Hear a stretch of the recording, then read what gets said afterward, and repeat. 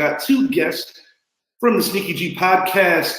Window 3, Mr. SneakyG Man, out in the Texas Fort Worth area. How you doing, boss? Pleasure to have you here.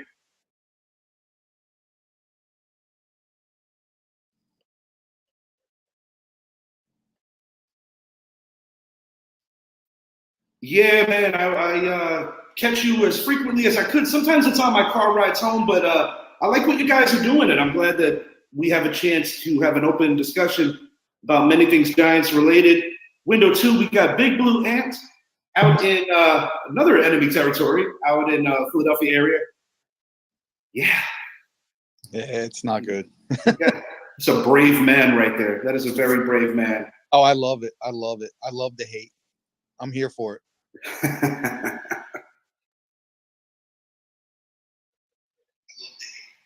No, absolutely. And, you know, there's a lot to speak on because, as you know, and everybody knows by now, our franchise cornerstone running back is now wearing the godforsaken, ugly Kelly green.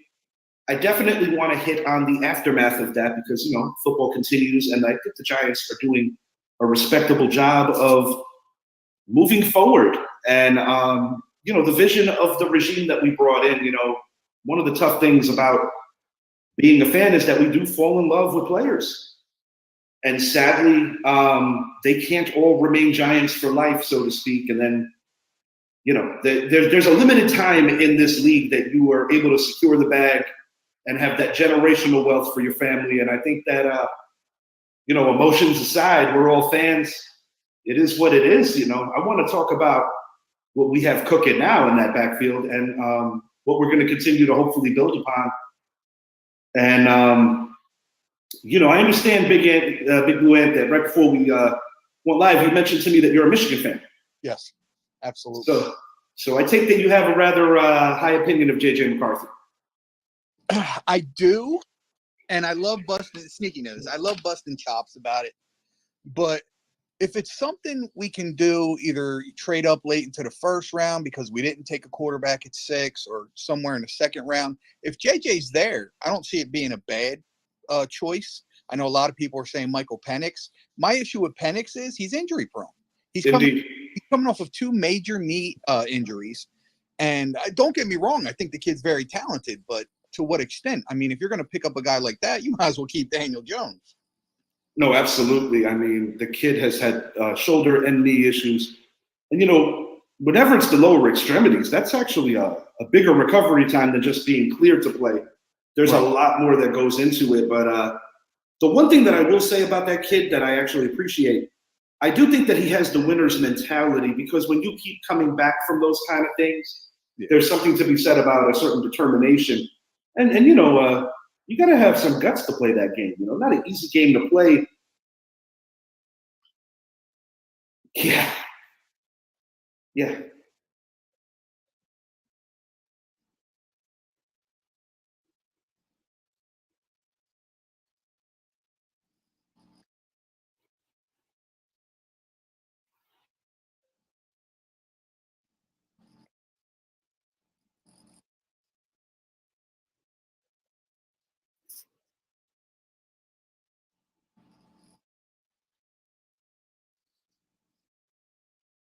It's a lot.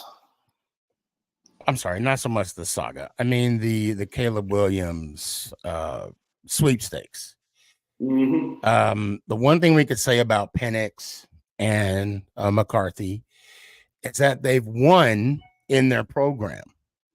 Caleb can't say that, but yet there's this hype, there's this aura around him. Can he throw a good ball? Well, yeah, of course he can. But so can that quarterback from Tennessee. He could throw a good ball. Can he, can he win games? I mean, can he win big games? I guess for me, I'm a little hesitant on Williams with this, and I'm just going to come out and say it, this entitled mentality in a sense. Yes. Not performing in the combine, which he didn't have to. He mainly just went there to, meet with teams. Okay. But he did absolutely nothing. in the And combine. that's my point on that whole thing with Caleb Williams at the combine. So I understand he went to meet with teams, but at the same time, teams that are interested in you, if you're not going to perform and put yourself out there for teams that, maybe thought otherwise, then why even bother going to the combine and wasting people's times? What he did, he could have just did it his pro day, and the Yep. that in him could have been there. It's a little disconcerting because it seems like he's more interested in driving his brand than he is to driving the chains. Because I don't think that it's the best look coming in, because every year you have 3 or 4 kids that play that position that get overhyped, and maybe one of the 4 might be the real deal. Because if you look at the stats from guys getting picked that high, translating into Lombardi winners, it is not a very populated list. Right. And I for one was kind of shocked what the Chicago Bears did. I mean, you invest in this kid, Justin Fields. Yeah. It was enabled because we made a deal with them to open that opportunity up for them. And you finally get all this talent. I'm over here thinking, wow, they got Keenan Allen, they got DJ Moore. Man, if they get Marvin Harrison Jr., they already got a really solid tight end. This team's going to be flying on offense. And even if there is a greater gain down the road, I feel that you're taking a step back before you take anything forward. Because at the end of the day, Justin Fields already knows what it is in the NFL. He has the experience. Right. Absolutely. I kind of like the idea of getting a quarterback at 6. Although I have been saying for some time now that I wouldn't be shocked if we go, say, lineman or wide receiver, and then trade back up to get in the first round. But now that that's already been, those picks have already been taken when we picked up Burns, yes, from Carolina, that I think, and also the re-signing of Traquan to the Eagles. I think the fact that, now we are going to be hitting, I don't want to say rebuild, but we are going to be hitting the reset button far as quarterback play. Now, one thing I didn't realize is how, and I don't want to say the word fragile, but if Jones takes a wrong hit, his career is done. I mean, I was doing some reading up on that. I didn't realize how, sensitive is a strong word. I'll say fragile. I'll just come out and say it. The situation with Jones. And now I'm reading stuff how Dable said he might not be ready week 1. That was part of the motivation for bringing in a Drew Lock, because Lock's making about half a year of what Tyrod would make. Yeah.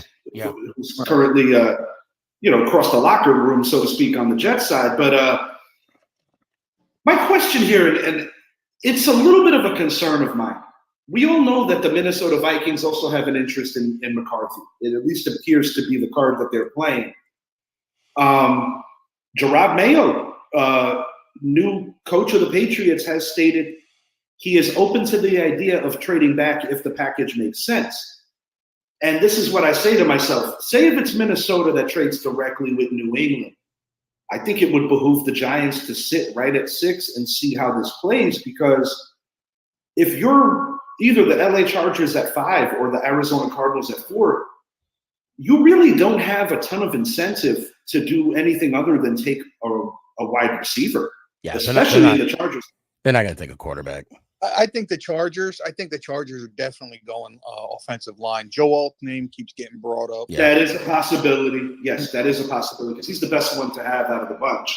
The latest I've heard as far as the JJ McCarthy thing, and it came out today on multiple streams, that the Washington Commanders are eyeballing JJ right now at number 3. That is interesting. Yeah, so that could be. And I just want to know, how much equity do we have to give up? Because I think I was reading something this weekend how they were saying we were talking to teams into moving up in the top 3 to make a move. I would have to think you go, how much equity? I mean, are we going to give up so much of next year's draft picks for this year's. That's why I'm not too keen on it. I mean, Uh, I understand that we need a quarterback, and more than likely, this is the last year for number 8 in a Giant uniform, but you're talking about dipping into picks next year because you don't necessarily have that second round package that could have got it due to the Burns deal. Right. yeah. That's One the of, ready state. one of the packages I just heard today too was, and again, it's all scenario issues, but I saw something today that's saying that the Cardinals would accept something along the lines of, swapping first round picks, Yes. then taking the Giants' later second round pick this year, and then I believe their fourth round pick this year, and then the Giants in return would flop, get the other side of the flop, and then get back a fifth round pick next year. I would say That to me ultimately is fair. it's not a terrible deal, but I would say ultimately the Vikings have a hand in figuring some of this, because in the event that, let's say, New England picking at 3 were to make a move with the Vikings, I think at that point, if you're the Giants, you literally just stay right at 6 and see what drops to you. My personal belief is that it could actually be Jaden Daniels, shockingly enough, dropping to 6. It's not out of the question. I mean, it really depends on what does Washington think they want it to. Chicago, I would be shocked if they didn't take Caleb Williams. And the Patriots are not just a quarterback away, similar to the Giants. They got, what will Minnesota dangle? With the emergence of Jordan Addison, who's to say that Justin Jefferson is completely safe from not being moved? They don't even have a quarterback there. I saw something yesterday. I believe I did look into it, but I can't remember if it was a legit source or not, that the Vikings came out and said if the right package came along, they would be up to trading Jefferson. And that's intriguing because, it's funny how history can be so cyclical. I mean, Minnesota was responsible for making a wild trade that fed the Dallas Cowboys a dynasty. The Herschel Walker deal, I don't necessarily know if this would have the same kind of recourse, but, the guys on my show, Zappy, Idris, were kind of getting into a conversation with me about how with the change coming at quarterback for Minnesota, they might actually view Justin Jefferson as somewhat expendable because Jordan Addison had such a nice rookie year in his own right. But I think it really comes down to the Patriots. I don't necessarily think Arizona's coming off the 4 pick, because I think that they already know that Harrison wants them, and I think they want Harrison enough. I really do think it might come down to New England. Yeah. So a lot of people. Go ahead. I'm sorry. No. Go ahead. I'll wait. I was just saying. Also, a lot of people. So the consensus for the Giants is whether we stick, whether we move up, it's either going to be a quarterback or a receiver. Yes. My question is, if the quarterback is there, why not go after him? And everybody's going to complain. Well, Malik Neighbors, you can get a Dunze, like guys like that. I think the kid out of Florida State, Keon Coleman, yes. He's going to be there in the second round. I have no doubt. He might even go as far as late in the first round. It's funny. You mentioned Florida State. Jordan Travis was a top 3 quarterback prior to the injury. I know the injury is very scary, right? But he is a pro-style quarterback that fits into Daboll's system. And my thing is this. Let's say if we're really hot for McCarthy, but we don't feel good about Drake May. Let's say if Drake May was the guy before. I could co-sign them going receiver, because the thing is, if you're right about Jordan Travis, you hit a home run. If you're wrong about him, you didn't go crazy breaking your neck to get the kid. Right. Because of the sheer fact that he could be had in round 3 or 4. And the I'm fact not going to that lie, I like McCarthy. If we were to get him in those late rounds, we don't have to worry about a 5th-year option. That's if we good cut point. him, we cut him. It's because he came in the later rounds. Now, earlier I was asking, what kind of equity we have, and if I'm not mistaken, we only have 6 picks this draft, 1 in each round. No, we got 2 in the second. Well, we did have 2 in the second. We did have 2, but we gave 1 up for Burns. But now we got 1. Right, that's right. From Seattle at 47. To my knowledge, I think we have the second or third fewest in this draft. Yeah, we have the number 70th and then the 107th, and then it goes 166th and 183rd. We don't have any 7th round picks this year. We don't have a plethora. Don't ask me how to spell that. Of draft picks like we did last year. There's an O in there. I know that part. Probably an A. Yeah, somebody corrected me. Yeah, just don't ask me to buy a vowel or anything. So I mean, what I'm saying is like we don't have that much equity to kind of move up and down in this year's draft like we did in previous drafts. So I'm really curious on how Joe is going to play this out. Which is why I see them doing what they're doing, because if you think about it, ideally in the draft is where you want to, quote unquote, rebuild.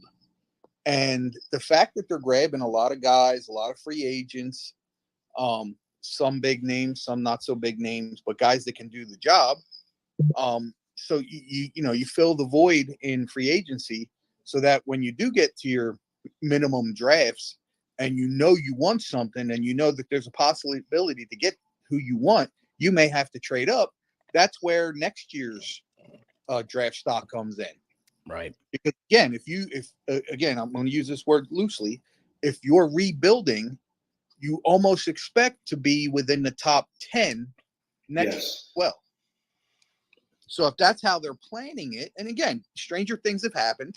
If that's how they're planning it as a rebuild, then it seems likely that, they could use next year's first round or a couple second rounds or so on and so forth. So it kind of makes sense to me. If they want him, they'll get him. Sorry, Sneaky, go ahead. If they want him, they're going to get him. That's how I see it. It worked out with the Eli Manning situation, but if we remember, Eli was not embraced by the fan base right away because, number one, he kind of gave the bad taste of entitlement initially, right. A la John Elway, really. John Elway's the only other guy you could really remember pulling that at such a high pick. He didn't want to go to Indy in his case. And, Phillip Rivers got off to a better start than Eli. 2007, I think Eli seized it, and I don't think any Giant fan is going to say that we didn't get that right. Right. But, it's been a mixed bag in the contingents of the Giant fan base of what they think about McCarthy and what they don't. And I think part of it is like when I see people literally say this is Daniel Jones 2.0. I've seen that too. Yeah, I saw that too. It drives me crazy. They're basically saying you're making the same pick at number 6. Look, the same people that are saying that are the same people that wanted Eli gone in 2013. Mm-hmm. Okay. Mm-hmm. They're the same people that I actually on social media posted out. Be careful what you wish for. Yes. And now we got what they've been wishing for. The moment Jones got selected, they were booing and hollering. So I don't think in any pick whatsoever, unless it's their own name being called in the 6th overall pick in the NFL draft, that they're going to be satisfied with. There's one thing I'm like really sick of, and I was talking to Sneaky about it earlier today. I'm sick of the whole conception and misconception and the whole idea of we need an elite quarterback. We got to have an elite quarterback. My question to people asking that is, what is an elite quarterback? Because they haven't played it down in the NFL. So what is your idea of an elite quarterback? It makes no sense to me. You can have the guys that you perceive to be elite, your Caleb Williams, your Drake May, your Jaden Daniels, come out, get picked 1, 2, 3, and end up being all busts. I mean, DeMarcus Russell is the epitome of that. The kid was a superstar coming out of college. To counter that, I don't understand. For argument's sake, let's say, why can't we say J.J. McCarthy's elite? He's a 3-time Big Ten conference championship winner. He won the national championship last year. What more does he have to do to be elite? It's the numbers. Yeah, go ahead. I'm sorry. It's the numbers. Everybody wants to sit here and go, they ran the ball, their defense, da-da-da-da. I'm so sick of that too. Last time I checked, every football game ever played was a team sport. Thank you, sir. Thank you. Games and players and all of that. You can have your idea of the worst players in the league all on the same team. If the chemistry fits, look for that team to be at least playoff bound. It's all about the chemistry. You could bring in the most sought out elite quarterback, the most sought out elite running back, bring them into a system, and they could be the biggest bust, and the team could be the biggest joke in the league. It bothers me because I mean, look at our DNA over the years. Phil Simms, who I think when he had to show what he could do on the grandest of stages, he did it in Super Bowl 21. But if you look at our DNA, committee backfields, stingy defense, field position, minimal mistakes made. And high time possession. We keep the ball. Yes. We run the ball. And I'm going to tell you, and I want to throw this out there. I want to get number 7 from Notre Dame. That is Brandon Jacobs 2.0. I don't care who's in the backfield. He needs to be a New York Football Giant come draft weekend. I actually like the kid out of Florida State too. I forget his name. Trey Benson? Yeah. Trey. Yeah. Thank you. I'm really liking that kid too. And of course, being a Michigan fan, you got to throw Blake Corum into that. Right. Oh, of course. Yeah, of course. The kid reminds me of Maurice Jones-Drew. I could see that. They do have a similar skill set. Yeah, I actually could see that, but I just get so turned off with why this kid would remind somebody of DJ other than possibly they get taken at the same pick, because I mean, no disrespect to any of these kids. We're going to find out when it gets real, but why wouldn't Drake May possibly remind you more of Daniel Jones when, number one, they both came out of the ACC, and number two, I think you could make a logical argument that they're not playing the best competition. Well, I think it's funny when people say these words. Who's going to be the next Tom Brady? Do we forget that Tom Brady was the last pick in the draft? I mean, not to mention he was a game manager. Yeah. Yep. During the first half of that dynasty, and nobody wants to remember that. They have the audacity to say that J.J. McCarthy is going to be nothing more than a game manager. Tom Brady was every bit of that if you revisit his initial couple of years in the league. Game managers have been proven to win Super Bowls. I can name Trent Dilfer. Other one. There is nothing wrong with being a game manager as a quarterback. There is nothing wrong. That's what a leader does. A leader does whatever it takes, whether it's handing the ball off, whether it's throwing short routes, whether it's taking a deep shot every now and then. What matters to me is completions and moving the ball. It bothers me so much where you see teams that constantly. I'm not saying this because they're in the division and I'm not particularly great about them, but the Dallas Cowboys, they're all about the big flashy play. Oh, CD broke for this, and this. You know what? Whatever happened? Hey, you know what? There's 10 yards. Let's get 10 yards. And then guess what? We got another 4 downs to get another 10 yards. That's what I want. And they hurt themselves because they've lost 2 running backs in the last 2 years. Zeke used to be a staple. Now Pollard's gone. Yeah. The Eagles have done a pretty good job of the committee situation, which I believe that our man Barkley will probably benefit from. But at the same time, we talk about this off air. I'm sorry. Look, I'm hurt about it. I'm butthurt. Okay. I'm petty. I still have a problem with Parcells coaching the Dallas Cowboys. That was a little weird. I'm gonna be spiteful. I don't wish any ill will towards him whatsoever. But the bottom line, he didn't want to play. He didn't want to be a Giant anymore. No, and he got tagged. He got his feelings hurt. And remember when we had Tiki on the show, and Tiki said the only person that loves you more is your mama. Exactly. And he realized that the Giants didn't love him as much as he thought he was loved. All that talk of I want to be a Giant for life. I want to finish. I started my career here. I want to finish my career here. Listen. To me, that's all. It's a job interview, is what it is. It's a job. I want where I'm going to get the most money. Let's face facts.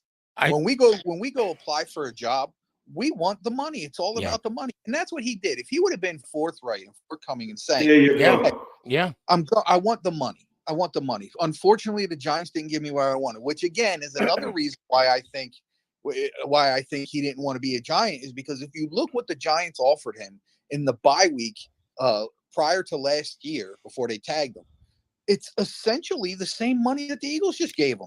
If not more, minus the full guarantees. That's the one difference. But I think the guarantee. What do you got? He got 26 in Philly, and if I'm not mistaken, I think the Giants were going to give him 22.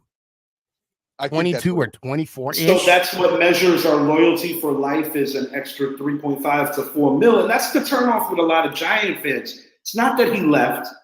And I don't disparage Tiki for being like, bro, if you're going to leave, go to Houston, go to Baltimore, one of those kind of teams. Yeah.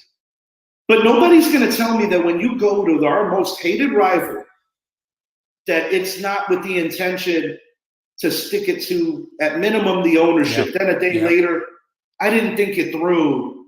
Yes, you did. You thought about it. He knew what he was doing. He knew what he was doing. Question. Absolutely. Here's the question that I didn't hear anybody ask Saquon. Hey, Saquon, who else offered you money? Who else did you talk to? Because it seemed to me, because it was only a few days in the free agency, that he bolted for Philly. It was like literally once the door opened. So I don't necessarily think that he even waited to see if there was going to be interest from a Houston or interest from Baltimore. I don't either. And then you factor in the possibility that there was some tampering. Apparently, hopefully that'll be investigated, and we'll get some headway on that. Now, I'm gonna defend Tiki here with him saying that he's speaking for the fan base and saying you're dead to me. There's some Giant fans out there that felt that way. I'm one of them. And of course, I'm not going to say any names. There's some Giant fans that wish injury upon him. Yeah, I would never take it that far, but I do understand. Right? I ain't saying no names. I am not saying any names. I'm not saying anything. But I mean, all I'm saying is this. Be real. And this is something that I want athletes from this day forth. Don't sit up there on a podium, spit in my face, tell me it's raining, say you want to be a Giant for life, you're worried about your legacy, which is straight up BS. Just be straight up and say, I'm worried about my legacy, but I need to get paid. And I'm deeply disappointed. I'm deeply disappointed in that metric of it. And I'm disappointed in the other breed of fan that wants to just chastise the organization. I'm like, guys, with all due respect, this is not 1993. You do not build teams around running backs frequently unless if they have a certain skill set, like a McCaffrey. And I know Barkley wanted McCaffrey money. Barkley is not McCaffrey. He don't have McCaffrey hands. And McCaffrey got his bag when running backs were at their highest. That's a good point. And oddly enough, this was a good year for the running back market, surprisingly. And I actually do think that the Barkley deal kind of helped that out for some of these other dudes. Yeah. I think Derrick Henry probably could have got more, but I think he wants to make sure he wins now. He's been through a lot of beatings. And I'm so glad he didn't go to Dallas. When I saw he went to Baltimore, I'm like, thank you, Jesus. Yeah. Speaking of Dallas, the Dak Prescott situation kind of bends them over in terms of financial flexibility. Dallas might be a player in the second wave of free agency, but it just seems that they're going to roll with kind of like what they have. According to one of my co-hosts, Mike Zappi, Dallas Cowboys fan, he said that Jerry basically said something along the lines of, you've got to win with less, like some kind of weird rally cry. And he's like, we got to get rid of him. I've had enough of him. Well, first he was talking about that he's all in. That's the funny part. Once again, he said he was basically he's all in, but then he was like, we need to win with what we got. Your point about being, and I'm like, oh yeah, you're right. Yeah, you know what it reminds me of? You know what it reminds me of? I'm a Yankees fan. Reminds me of Hal Steinbrenner. Yes. We're going to spend money. We're going to spend money. They've done nothing in the last 10, 15 years. 09 was the last championship. I mean, they're doing the same thing again this year. We went out and traded all of our pitching prospects for a guy that we can't even solidify to stay here and know that he's going to be here after next year. It's ridiculous. Boston fan for life, Yankees suck. I beg to differ. And Put up that comment that reasons. said something about emergency. I want to know what he said to his kid who idolizes him. Oh, to the kids. I know that, that's painful. Speaking of kids, Well, you had to have seen the interview with Saquon's daughter. yeah, I can't hate on the kid. I mean, it's funny. Hey, I got no issue with I'm not gonna hate on the kid because kids wear a lot of times as children we wear whatever our parents bring home or portray. Yeah, I'm a son of a New York City police officer, 9/11 first responder. So of course I worried about my old man when he was out there. So I guess maybe from a little girl's perspective, she's like, "Oh, Daddy, are you going to finally win?" Because these guys are competitors. I'm not going to question. Oh, I can only if the walls could talk in his home when he lived in New York. That's what I mean. It goes back to what we were saying. He didn't want to be here, so he was going home after every game talking about Jesus, Christmas. We can't every win. Game, every practice. Yeah. He probably cussing out his teammates or maybe the coach. Kids a lot of coaching turnover too. Yeah. Kids that age only mimic what their parents say. Exactly. Absolutely. Yeah. Couldn't agree more. And I like what Sneaky said. I think it's really about just be real. I don't think anybody's going to hate you if you're coming off from one specific direction of just saying, you know what, I'm only going to be in this league for a short while. I've taken my bumps. I want to get my money. Let it be known.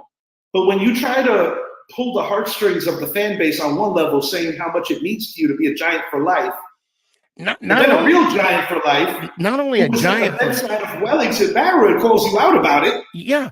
Well, no, he was talking about his legacy. He was bringing up other players. I want to be like Eli. I want to be like Strahan, Tiki Barber. I'm worried about He wasn't worried about his legacy. Over their 3 dead bodies, they would never put on that uniform. No. Now, I tell you what, I can speak for Tiki Barber. He would never. And the thing I want to say this about, again, I'm going to defend Tiki. Hate him, love him, like him, dislike him, whatever you want as a Giant fan. He has never worn a star or put on a nasty ass eagle on his helmet. He has never done those things. And I would like to piggyback that point into another good one. He balled out against those 2 teams consistently. Yes, he did. And to be fair, guys, do we have a highlight reel of Saquon Barkley plays against the Eagles and Cowboys? Just asking for the crew. There's one against the Eagles. Maybe against the Eagles. Yeah. The peace sign.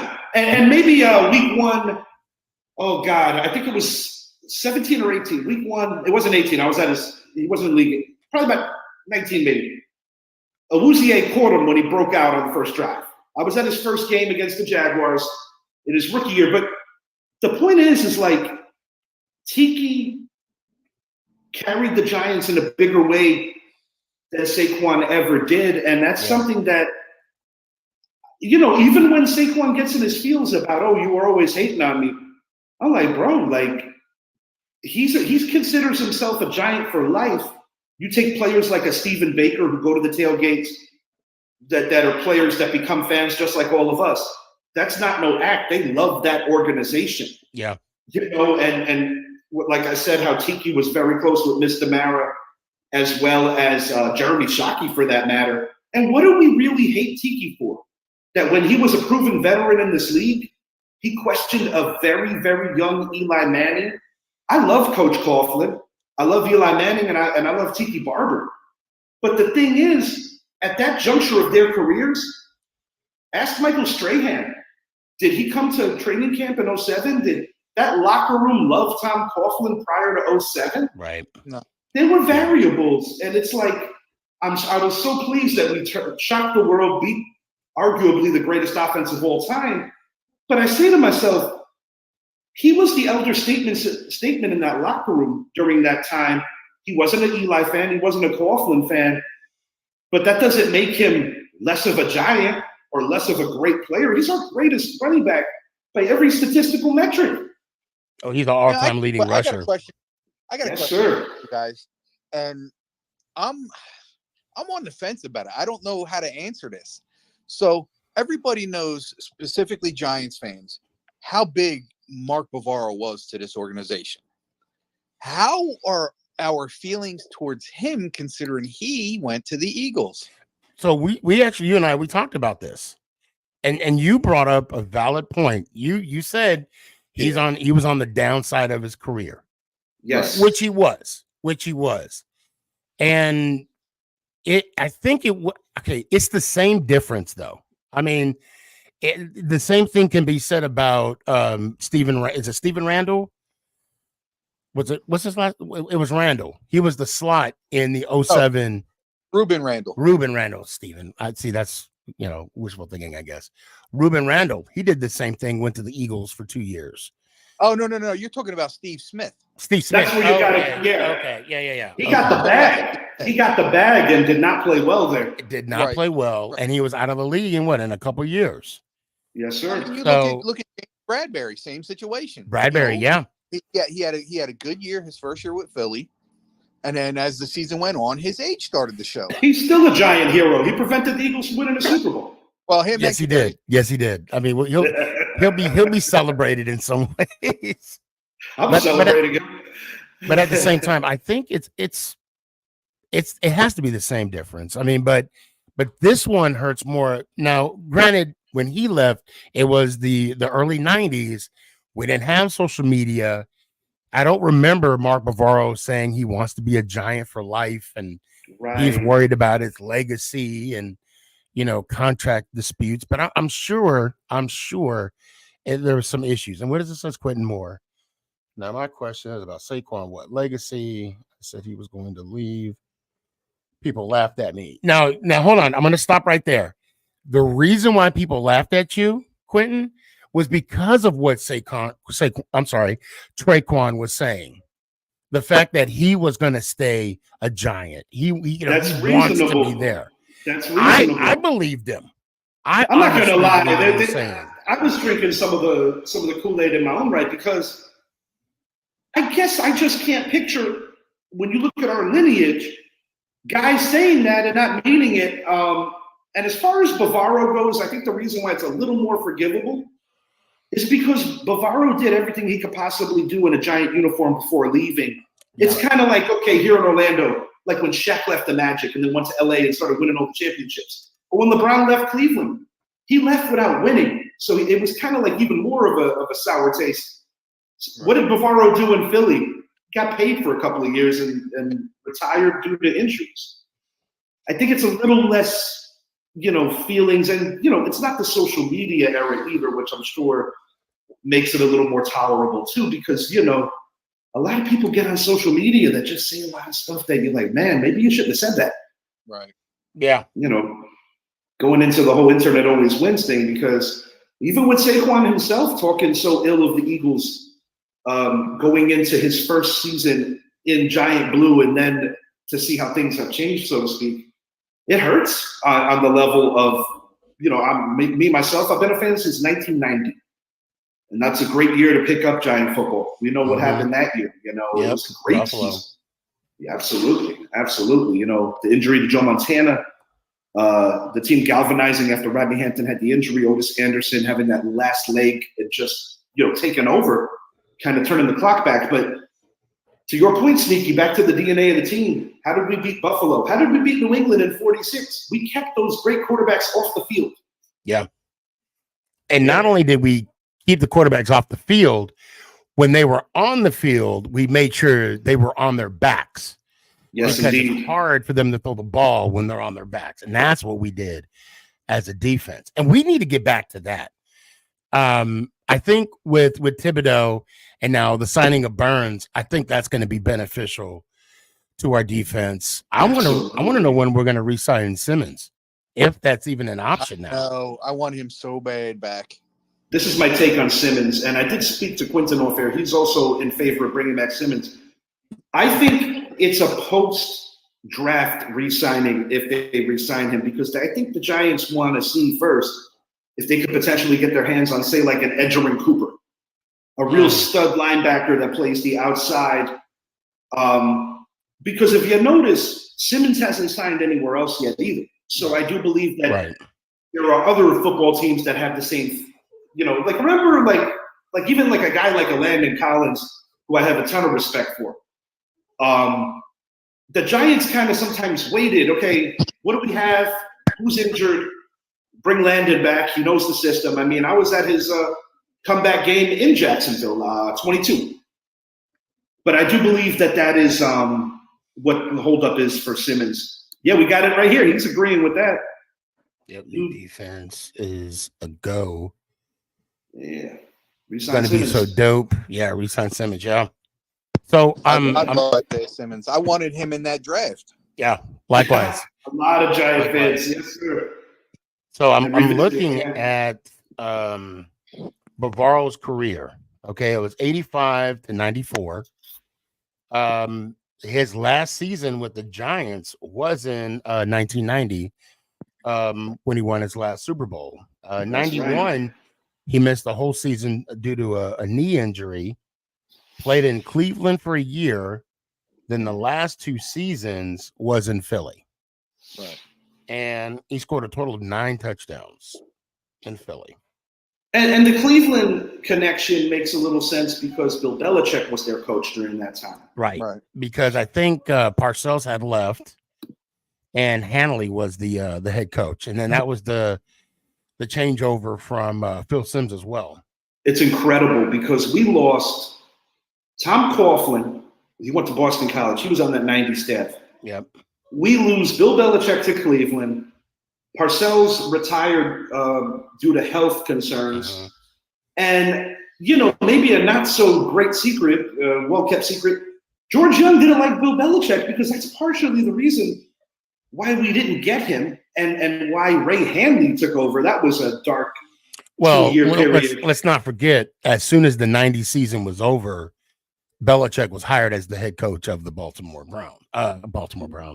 the Cleveland Browns. Yeah, soon to be Baltimore. And that's another weird history turn that they didn't choose to keep Belichick along for that Baltimore ride. Tom Coughlin did well. He prevented Notre Dame from getting their share of the national title. That was a big upset in Boston College, probably his biggest win in BC. I mean, man, second-year expansion team, you take them a game away from the Super Bowl. Yeah. You do it again a couple of years later, and we know what he did with us, beating probably the greatest dynasty in league history, not once but twice. But, that Hanley era was strange because I remember Sims getting benched in favor of Hostetler.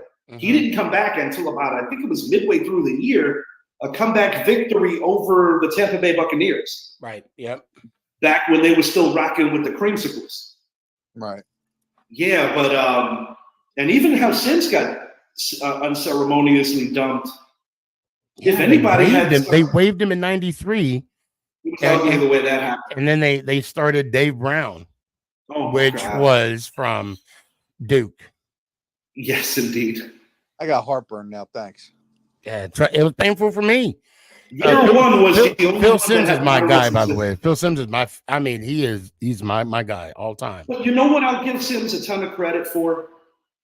When certain Giant fans were booing upstairs, Phil pleaded with the fans to not boo and spoke so highly of the Giant brass, even though he didn't have to do that. And I think that showed a different kind of class that Phil Sims had. Once again, that's a Giant for life as well. Yes. So when, he's entitled to have some feelings, which I'm sure he did. I mean, I remember for a little while there, he was covering the New York Jets. That seemed very uncomfortable for a little while.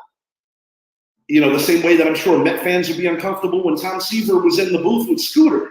I personally think the Mets probably threw him a couple of extra bucks to go in as a Met. That's another conversation. But that's all the more reason why I can't buy any of the Saquon crap. Because when I think about some of the great men that played for this organization, and the lineage and the guys that come back every year Uh-huh. to be honored and just to be part of the fan base, essentially. You guys like Matthias Kiwanuka, who are like legit cool fans. Yeah. You know, players turn fans. I already mentioned Mr. Stephen Baker, who's in addition to being a Super Bowl hero, is just an awesome human being. And let's not forget Lawrence Taylor too. Lawrence Taylor shows the Giants organization, and Leonard Marshall. I mean, Leonard Marshall, phenomenal. I mean that's my guy too. Big number 70. One of the most underrated players at his position in his era. He changed the course of history. Yes. Yeah. You know, He the one did, thing I've because noticed about Leonard Marshall, he always has those key moments in big games. Yeah. I mean, of course, everybody remembers him for the sack against Joe Montana, but they forget that the man sacked Jim Kelly in the Super Bowl.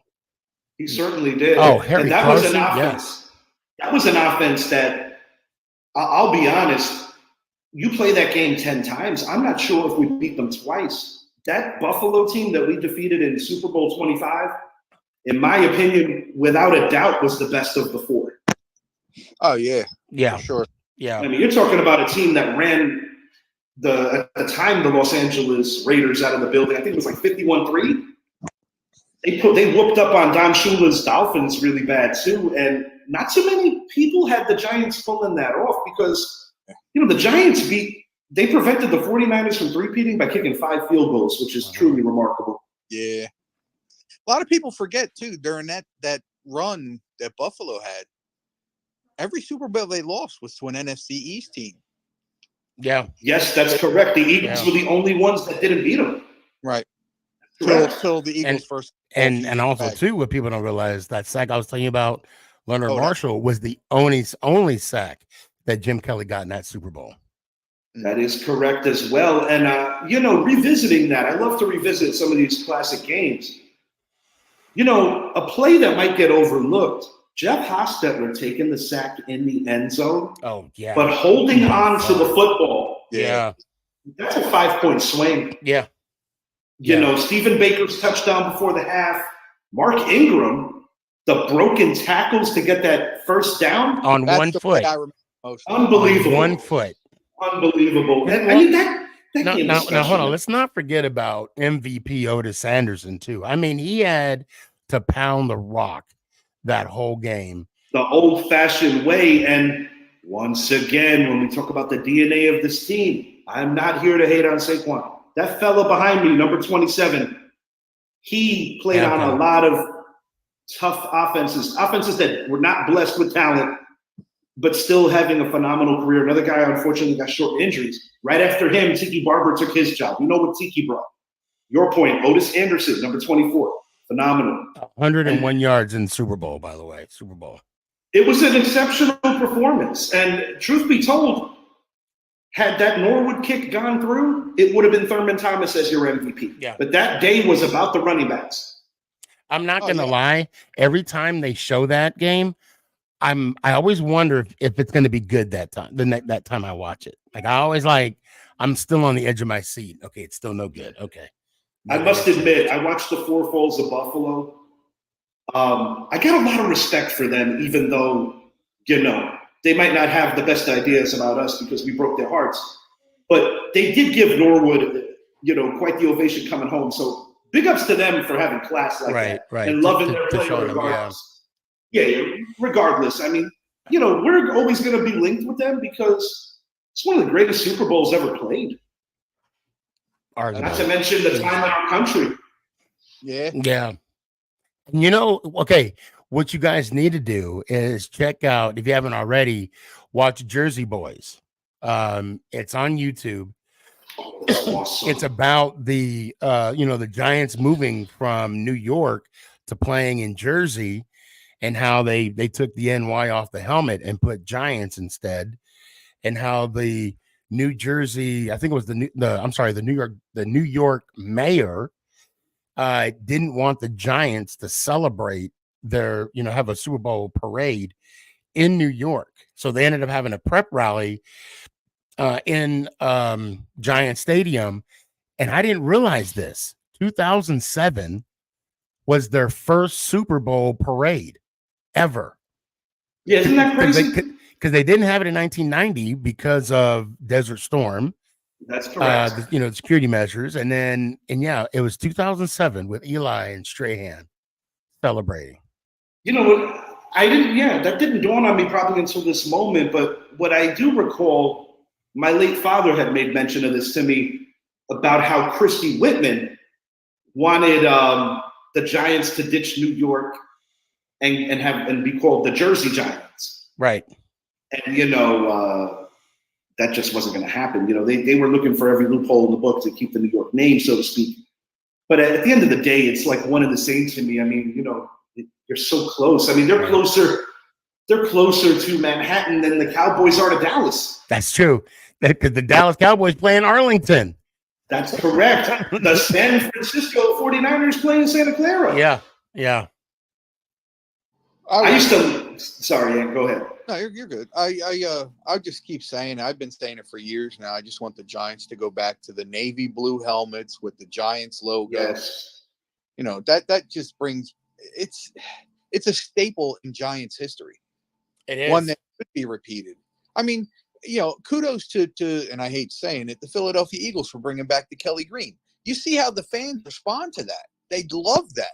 Well, it brings back a lot of phenomenal memories. In their case, they had teams where Randall Cunningham was kind of changing the game in his own way, being a scrambler and just really extending plays. You had Richie White there and the late Jerome Brown. They had some really good teams in what, in my opinion, at the time was the most elite division in the NFL. I mean, there were many years where you had at least 4 of the 5 NFC. Because remember, Arizona Cardinals was in our division at that time. That's correct, and that's another thing that a lot of people, it might be an oversight. The Cardinals are actually the oldest franchise in the NFL. A lot of people will see that as an oversight. Well, so the Giants too now. The Giants is fairly old too. Yeah, Giants 1925, and the Giants actually have, going back with Philly, that's their second oldest rivalry in the history of the league, second to Green Bay and Chicago. Right. 1933 would date the Eagles and Giants getting it on. And I do want to say this: out of our 8 championship teams, the 1927 world champion New York Football Giants did not get rings. I wasn't aware of that. They did not have rings that ceremony, that championship team. I was not aware. Yeah. Now you know. And knowing is half the battle. Yeah. Why? I want to know why. Yeah, I don't know. But the what was it? The 33 and or was it the 34? Because we won it in 33. Right. And then we won it again. I can't remember what year. Was it 38? And then the 1956, they all got a ring for that. And that's the ring that John Merrill wears today. Yeah. He doesn't wear any of the Super Bowl rings, probably because they're bigger, obviously. Yeah, they're definitely bigger. Yeah. But they've definitely fashionably become bigger. Yeah. With the times. Recency bias. That's one thing about this fan base that I want people to start either unlearn or do a little more learning. I think that's one thing that legitimately bothers me with certain layers of this fan base is that, I understand if you're a younger Giant fan, you might not have the great experiences that the three of us might have. We're a little bit older than some of these newer Gen fans, but I feel that when you're a fan of an organization, it's your responsibility to dig a little and do some homework on the origins of your franchise. Yeah. These are good reads. These are good reads, by the way. That's why I'm a firm believer in, and a lot of people disagree, and that's fine. It's just my belief that as a fan of a team, if you weren't there to see your championships, I don't think you should be able to brag about them. Yes. Well, being a Yankee fan, I'm not gonna be like 27 and be that obnoxious, dude. Right. I'm gonna be like, yo, we were kicking ass and taking names from '96 into 2001, and I'm very proud of that dynasty. Absolutely. And I grew up watching Don Mattingly, who was my favorite player, and it broke my heart that he never got to win one. Yeah. That's how I'll pitch it. I'm not going to – I mean, I love my history, and I had a father who was all about teaching me about the Yankee history. So, yeah, man, I love the movie 61. Nice little educational tour of what Roger Maris and Mickey Mantle were going through during that wild season, or most recently Aaron Judge with that history tidbit and bringing it back. Then we get factor in the steroid era. There's a lot to it. But if there's anything I can say to a lot of Giant fans, I understand that everybody has an opinion, but can we do a little better without fighting with one another? Yeah. Yeah. But sometimes though, I see some of the stuff and I'm just like, you guys became a fan in between 07 and 11. Yeah. I'll say this. I admire some of the passion that I see some of these fan bases, but I think it's not so much, I guess, getting along or whatnot. Just respect each other's opinions. There's nothing wrong with that. It's okay to, dislike Daniel Jones or right. I'm Team Jones. And the reason why I'm Team Jones is because he's the one that's on the field. He was the one that was deemed the starting quarterback. It's like I always say, I'm a fan of the name on the front of jersey, not necessarily the name on the back. Exactly. Love it. I couldn't agree anymore. Exactly. And I have said something awfully similar to that. We worship the organization. Our owner's nickname is on every game issued football. Yeah, the dude. Our late owner. Our late owner. But, I always say our owner because, the way I look at it, he's alive in our lineage, alive in our hearts. Unbelievable. But and I'll say this too about the whole Saquon contract situation. People forget that Tom Brady, that was part of that dynasty, he took a pay cut. He got paid $25 million. He could have got paid a lot more. Why did he take the pay cut? Because he wanted the pieces around him to help him win. Now, I'm not telling anybody to follow that recipe, but people can hate Tom Brady, but that alone, that says winning to him was more important than getting the bag. Now, we can make the case, well, why didn't Jones do that? Jones, in a sense, did get how can I say this? A marketable contract. Okay. Now, was it premature? We can always say yes now because hindsight's always 2020. But when he made the deal, when he took us where he took us back to loving Giant football, that one season without a number one wide receiver got us that playoff win. Everybody was like, hey, write him a check. And dare I say he was the best offensive player on the field that day? Yeah. Right. Well, and also, too, let's not forget, that was after the Giants made like 3 attempts to pay Barkley. And his people said no. And this is the thing, too. When you turn down offers from the brass, you can't just naturally assume that they want to keep trying to do business with you after you say no. Ask Scottie Pippen how that works. Right. Or the deal's going to get better. Right. Too, because it makes me look at that whole situation different too. Because now people, in the situation itself, does that say? Yeah. Sorry to interrupt. Yes, I agree. So, but my oldest friend in the world, right there. He hates everything Philly. Yeah, me too.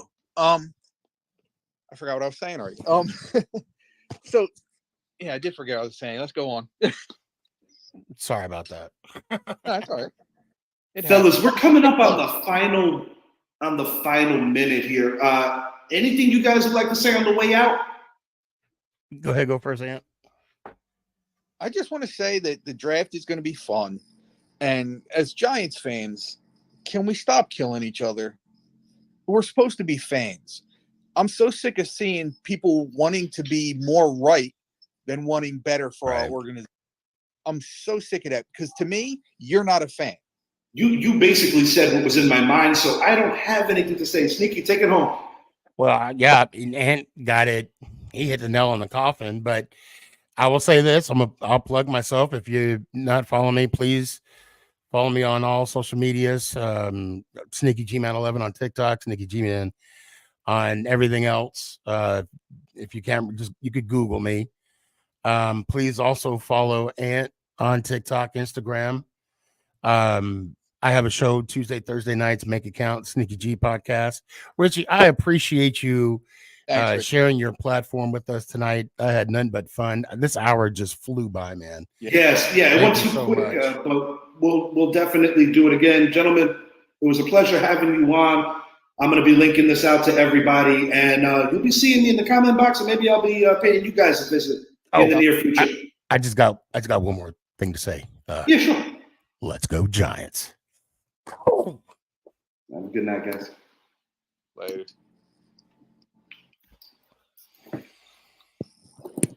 That was fun.